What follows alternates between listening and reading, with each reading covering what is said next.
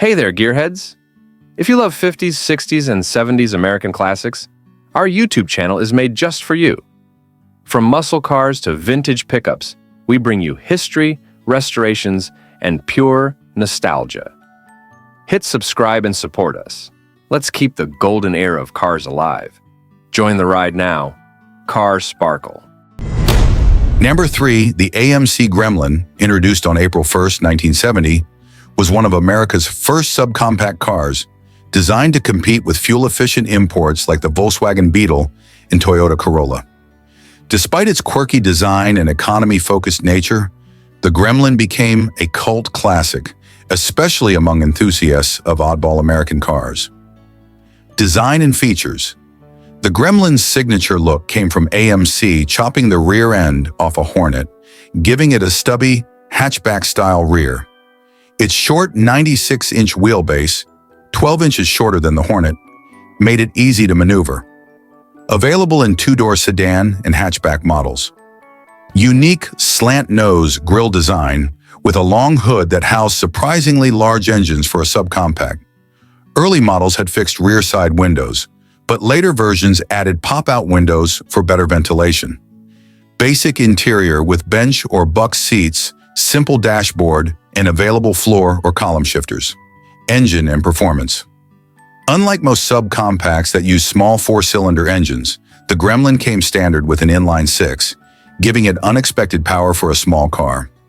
199 cubic inches, 3.3 liters, inline-six, 128 horsepower, 1970 to 72.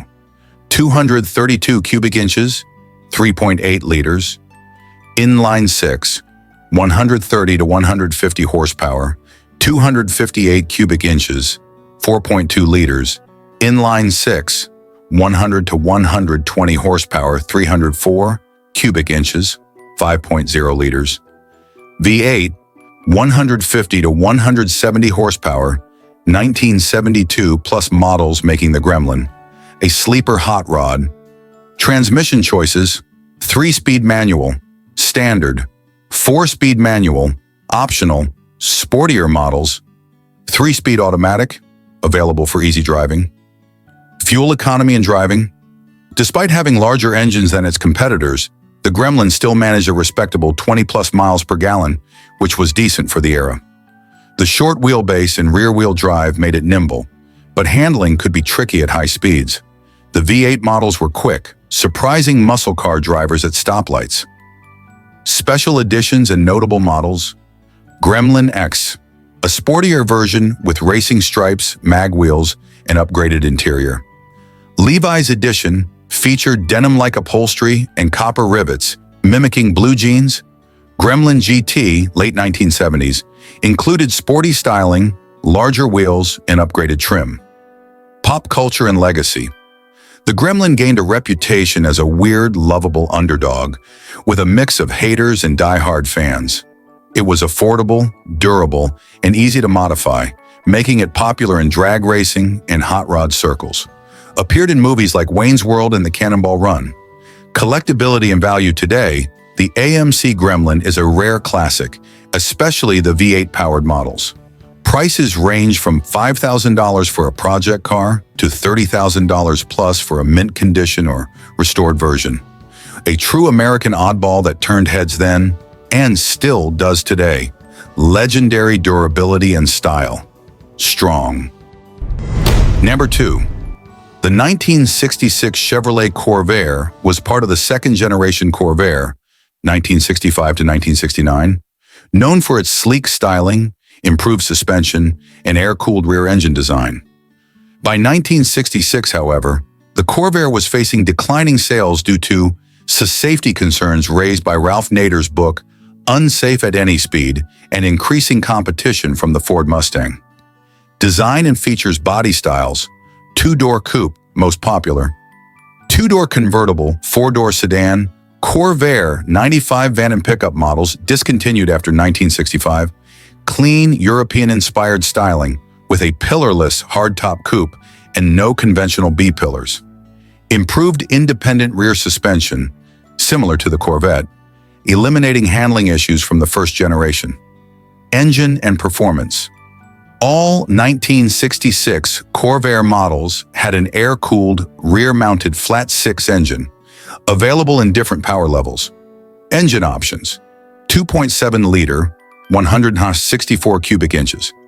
Flat-six base engine, 95 horsepower, turbo air, 2.7-liter flat-six, upgraded, 110 horsepower, most common, 2.7-liter flat-six, high performance, 140 horsepower, with 4 carburetors, turbocharged 2.7-liter flat-six, Corsa model, 180 horsepower transmission choices, 3-speed manual, base option, 4-speed manual, most popular among enthusiasts, 2-speed power glide automatic handling and driving experience.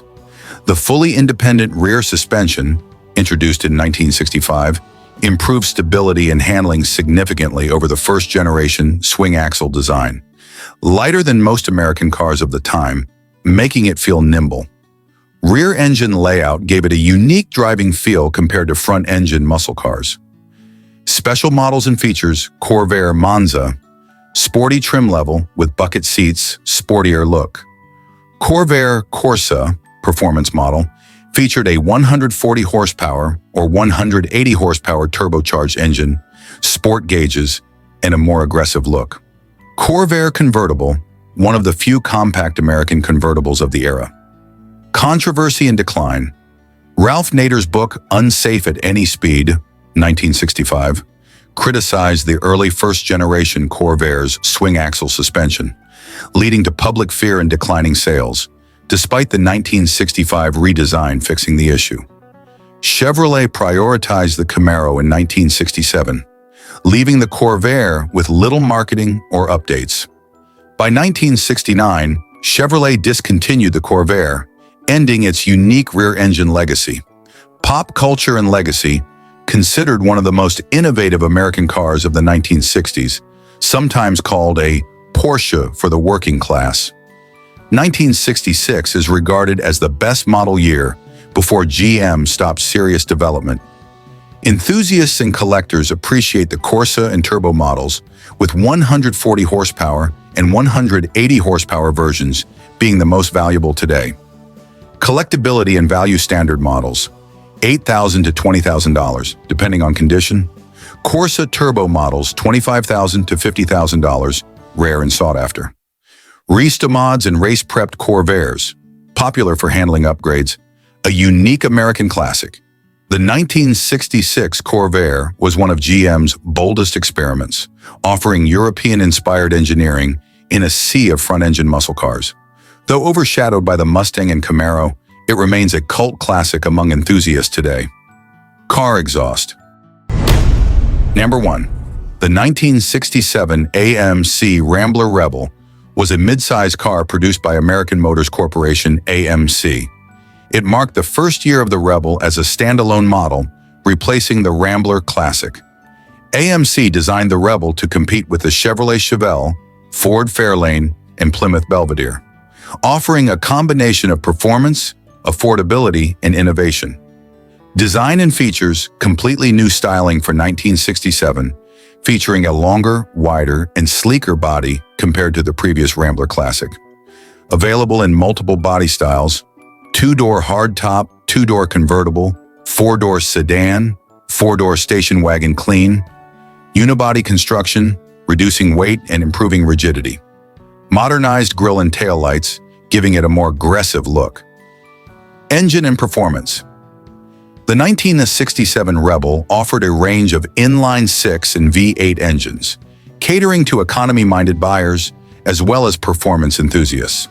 Engine options: 199 cubic inches, 3.3 liters, inline-6, 128 horsepower, base engine, 232 cubic inches, 3.8 liters, inline-6, 145 horsepower, more power for everyday driving, 287 cubic inches, 4.7 liters, 5.8, 198 horsepower, mid-range option, 343 cubic inches, 5.6 liter, V8, 235 to 280 horsepower, performance option.